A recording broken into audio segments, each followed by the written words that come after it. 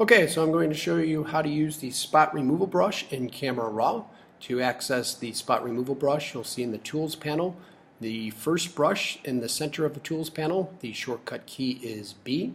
Once you select that, notice that there is a circle that allows you to choose areas that you no longer want to have, or remove those particular types of blemishes or spots or things that distract from the actual image. To the right, you have two sliders, your radius and opacity. Radius reduces and increases the size of that circle to which you're going to be making those changes. You can also use the shortcut keys, the left bracket to make that circle smaller, the right bracket to make the circle larger.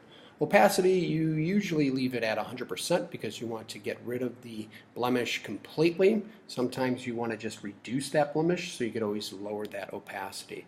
You also have two types of spot removal. You have healing and clone.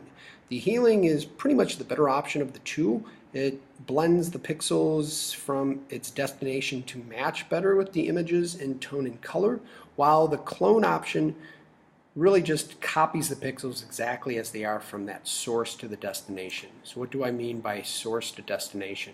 So let's say, for instance, this small section here in the center we want to get rid of, this blemish. So I'm going to reduce that size. Once I click on the actual image, you'll see that there are two circles selected. There is the red circle for stop, green circle for go. Stop is the area to which you are cleaning up the area. Green is the circle for which you are then fixing that area. You can select a different area and just click within the circle and choose a different source for that section. You can also click on the edge of the circle to reduce the size of that selection, or again use the left and right bracket keys to increase or decrease that size. You can then move from other sections of the picture to clean up any additional blemishes that work throughout the image, and it's as simple as that.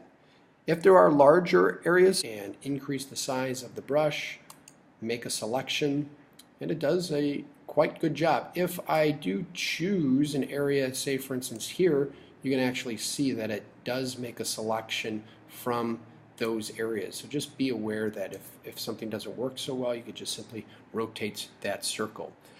If you start to make multiple selections, as you can see here with all of these circles, and you no longer want to see that, you can go over to the Show Overlay checkbox, select that, and that hides that selection. You can then finally move forward to the Preview section and look at your before and after, and it's a great way to clean up spots before further editing in Photoshop.